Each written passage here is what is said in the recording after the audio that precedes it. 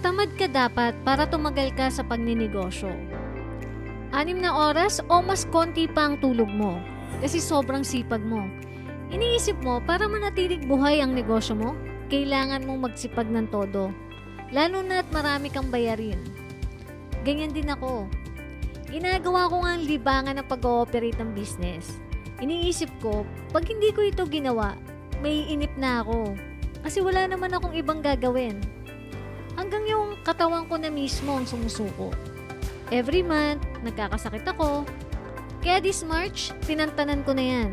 Natuto na ako mag-delegate sa business ko. Lalo na't mapisikal pa naman ito.